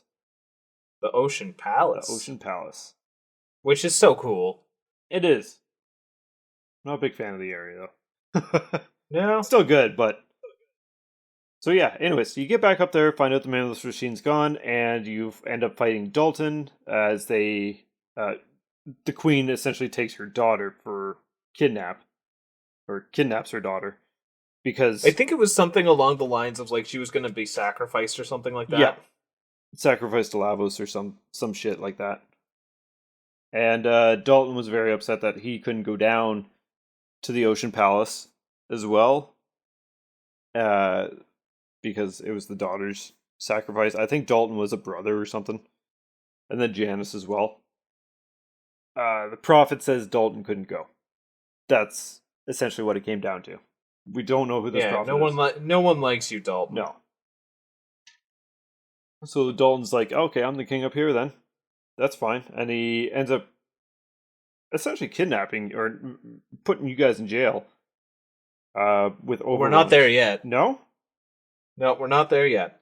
So what happens at this point? So they move the Mammon machine down to the ocean. Yep. So they can get closer to Lavos. So now the mission is to get down there, destroy the machine, and stop the awakening of Lavos. Once you do get to the machine, though, the queen has already basically put it into overdrive. And Lavos wakes up. And here we have probably the most pivotal moment in the game. This monstrosity, this parasitic life form that has just been feeding off of the earth has finally awoken. And we've seen firsthand that when he does, he's just going to cause the apocalypse. Yeah. And so, he's here, we're here, let's... But it's not just that, because when you go to use the red knife that Melchior gives you, it turns into the actual blade of Masamune. And Masa and Moon kind of combine into the sword and drive it into the mammoth machine. Mm-hmm. And that overloads it and wakes up Lavos. Yeah. But yeah, now you have to... It's now or nothing, so time to fight Lavos, time to finally put an end to this, and you don't. No. If you do somehow manage to beat it, it is one of the secret endings where it's a bunch of developers saying, hey, good job on that. You shouldn't have been able to do that. Yeah. But yeah, this is very much it's an actual fight with the last boss, but you are not intended to win. And it looks like, this is it. Lavos is going to destroy the world. So our brave, silent protagonist, Chrono, just decides, you know what? I can take this, and pretty much sacrifices himself. Yep, jumps in front of the beam, and because of how close he was, it just took him and obliterated him. He got turned to dust. Yep. And yeah, you just lost your main character. Actually, he is dead. He's dead, yeah. And what's wild is, this is, it's almost like the Aerith thing way before that. Yep. But not quite. But he was your strongest guy. He was definitely the most broken character you had, and now he's dead. Now we go on. Yeah, and I can't remember what exactly happens. I think the queen somehow quells Lavos or something after that. Basically, no apocalypse takes place. Yeah. But you guys are kidnapped. Oh, that's right. This is where the prophet kind of takes off the mask, and it turns out it was Magus all along. Yep. he was in this time period and he was going to try to stop Lavos too, but no, Lavos sent him through time. Yeah. Whoops. Didn't do it. No. But yeah, you guys are prisonered. Dalton takes you onto his airship, and you're given no equipment. And you gotta kind of sneak around and try and find your stuff and the other parties of your team. Yep. Your teammates. And eventually, when you get through that section and get all your equipment and everything, you find out that he found the Epoch, and he put wings on it. How convenient. Nice. So, you fight him, deal the Epoch back with wings, and now you can fly it anywhere. And you can change on the fly, whatever time zone or time period. Basically, at this point in time, you can pretty much do whatever. Yep, there's a bunch of side content. Won't get into it all, just due to time constraints. But I think the coolest one is when you are in 12,000 BC, and you're in the Sky Island, and they're like, we don't need any reason for seeds, and this person's like, well, I'm hiding this seed. I really want to plant it. But the queen said to destroy it. You can tell her to either plant it or destroy it, and if she plants it, further on in the future, you can take a clipping or something, and then going back in the past, but not that far back, like 600 AD, I think. Yep. It's all desert in this one section of the map, and you get talking to these people, and it's like, yeah, well, we could cultivate this, but it's going to take years. And there's like monsters growing from underground and whatnot. So you go in, you fight the monsters, you fight the boss that's down there, and then you actually have Robo. Robo steps up and he's like, this could be my purpose, because I have lost my purpose now. And so he stays behind, and he starts cultivating the entire land.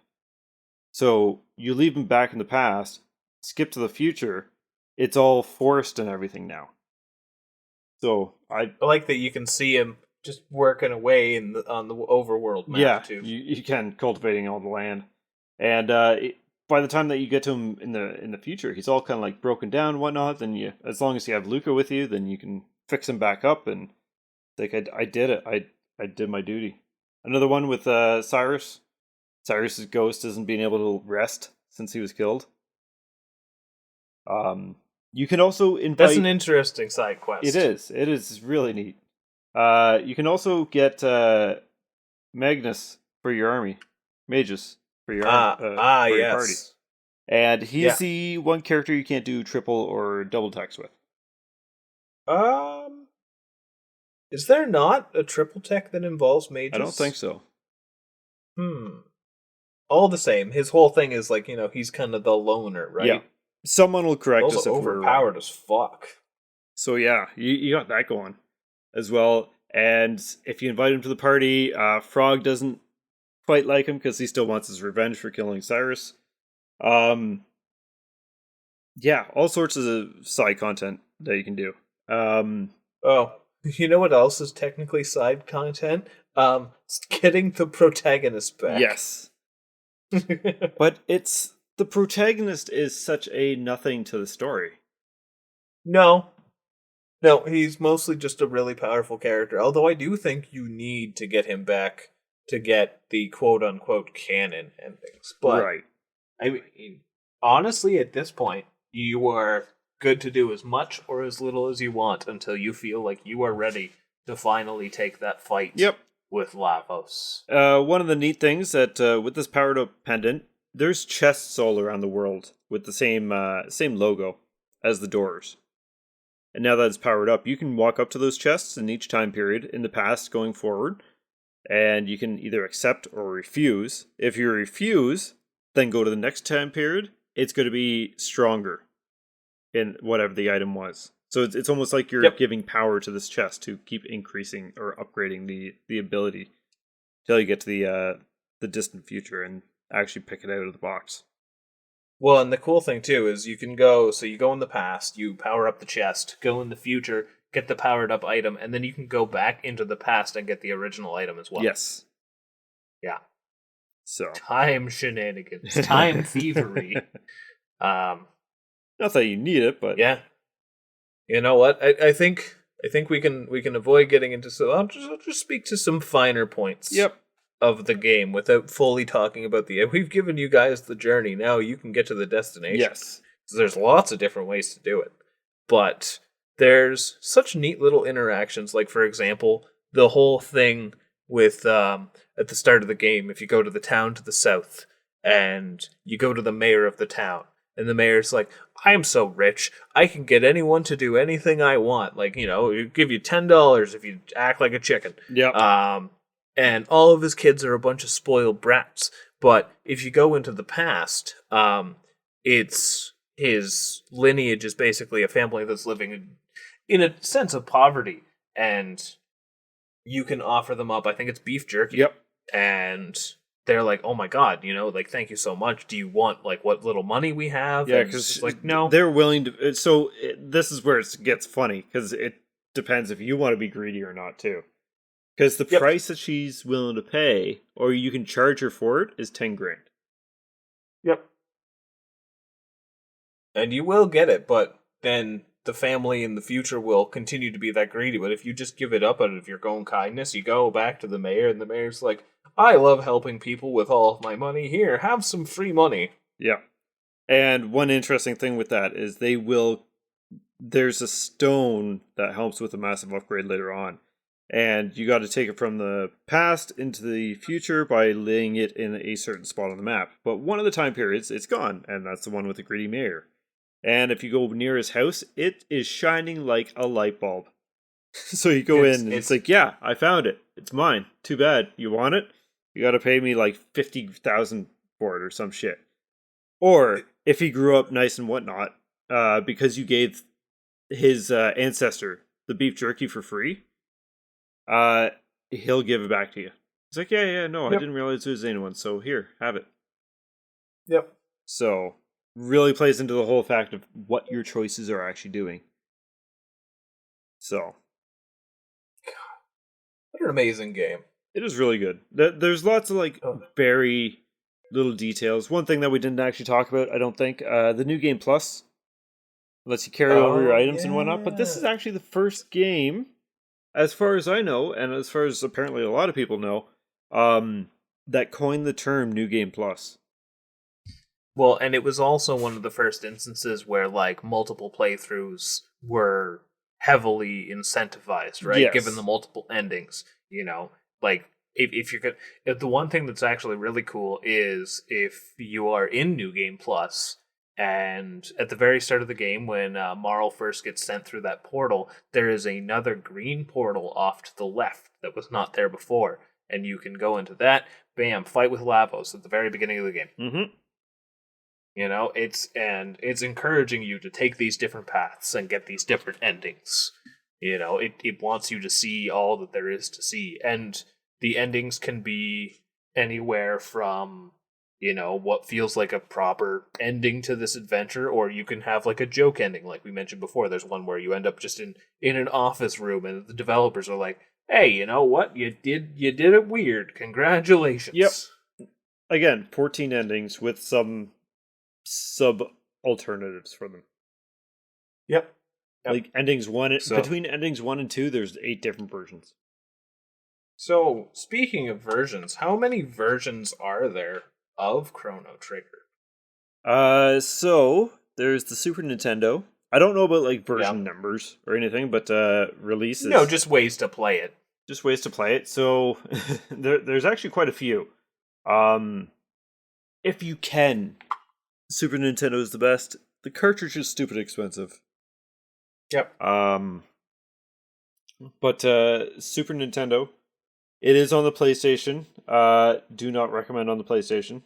Loading times. One thing that it does have loading times. Now, the one thing that I think the PlayStation version does right is, one, it's paired with Final Fantasy VI. Yep.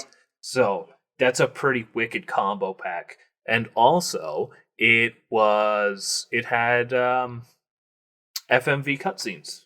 Yes. Yep. The Nintendo DS which also carried over the FMV cutscenes, also has additional content. There was the additional dungeons and endings. It also has, in the dumbest fashion, multiplayer. Yep. It added this entire mode that I don't think I ever actually really messed with, but it's like a weird monster taming arena thing, which I think is supposed to be referential of Chrono Cross, because I do believe there is like a side quest or a whole side thing with like monster raising and battling. I would be surprised with the 40 odd characters that you can get in that one. Yeah. So it came out on iOS and Android. Just don't. Yeah. Just don't. Okay, never mind. I was reading this weird. So yeah, there's that option. And Windows. Which I think has gone through a lot of work, but if I'm not mistaken, like the Windows like Steam port was abysmal on launch. Well, it was essentially just the mobile version that they put out without changing anything. Yeah, but I think they have since listened to a lot of fan reception and made it a viable product. I would hope so. Yeah. I'm gonna look for it right now, see what the reviews are. Yeah, it's still very positive. Yeah. I mean, at the end of the day, it is still Chrono Trigger. Yeah. But Such a good game. I can't heap enough praise on this game. And like I said, I'm coming from a place of nostalgia. You're not. We're both able to just heap praise on it. It still holds up really well to this day. Like I said, if it's the turn-based RPG that can ruin the genre for people because of how good it is. It is much more open, in a sense of RPGs than like your turn-based. Like I said, the random encounters have always bothered me. Like in Final Fantasies, you don't know when you're going to get into battle, whatnot. That could be argued for Chrono Trigger. However, you will see the enemies are always going to be there. It's not just randomly whoop whoop and then new battle screen. The battles are actually on screen, so there's no weird transitions into a battle scene. And just because of the different like the placement based style battle and whatnot, like you're always paying attention. You're always trying to engage with that feedback. You're not just sitting there mashing A, waiting for attacks and stuff. Yeah, there's a lot more entertainment in it, I find. Yeah. And just visually, the game is beautiful. I mean, this is a late Super Nintendo release and definitely made the absolute most of the hardware. Some of the effects are just mind-blowing. Oh, when the gate for the epoch's opening? Yep. Some of the spells. Yep. And like the sound design is super good. It's like one of my favorite spells. I think it's called Antipode, and it's both a mix of the fire and ice spell colliding together. Oh, okay. And just the sounds it makes is so satisfying. And the music, God, this is one of the soundtracks that I will just throw on every now and again just because I enjoy it that much. Absolutely. Yeah. And you know what? We probably could go on another couple hours about this game. We could. Like we made some big strides in storytelling there. For one, didn't want to spoil everything. Wanted to touch on some major beats, but like obviously we didn't say how it ended. No. But yeah, just super good. Just play it. Just play it. Yeah. And if you've played it before, heck, play it again. Yeah. I will. Yep. I know that for a fact. I was before I hopped on today. Yep. Not just because episode prep, but No. And if I had to recommend a version, like the DS one is pretty fantastic, but it's not exactly super easy to come across. I like playing RPGs on handheld, but it's also one that I think does fine with the full console experience. Just play it. Until they make it easy to access the proper version, emulate it. So, okay, here is an interesting final thoughts on my end. Do you think that this game would do well with like a full-blown remake or an HD 2D remaster, or should they just port it again to make it accessible? I would like to see what they could do with an HD 2D remake. I think that would work. I think if they did a full 3D version, I don't think it would be good. I think I don't think it's a big enough game for something like that. Well, not just that. I mean, like, if you look at how they did Secret of Mana and stuff, the 3D versions of that, no, it would be. I feel like it would be low budget like that. It's just not going to be good. No. Also, I am a big fan of pixel art, and I feel like pixel art to 3D doesn't usually transition well. So if you take away that pixel art and make it 3D, but with flat colors and everything, from where it's very beautiful, you would lose a lot of detail in it, and a lot of that charm goes with that detail.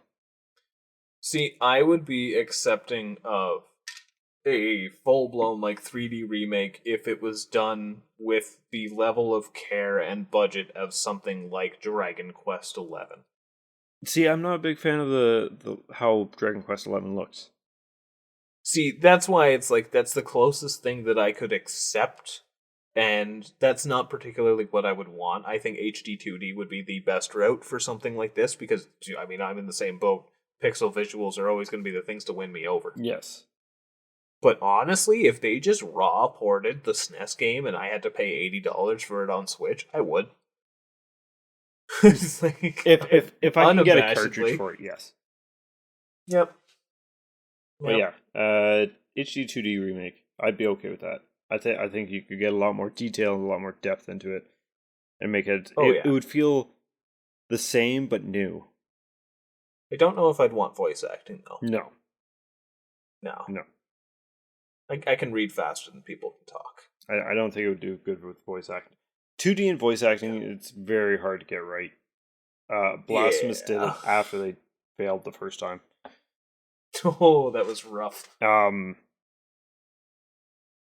2D games, I'm sure there are some, but none are coming to the top of my head. I don't know. When I think of 2D games and voice acting, I just think of like things that should have never had it, like Mega Man 8.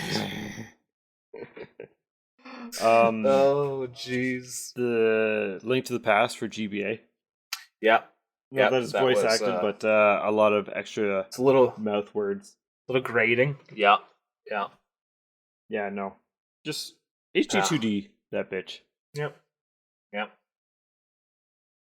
Got anything else? Other than telling people to play it? This episode's over 2 hours, so... Yeah. If we had more time, we would continue gushing. I guarantee that. I think we can finally close the book up with it. Episode 50, people. Episode 50. Congratulations. What are we gonna do next? What do we have to do the inside joke for? What game?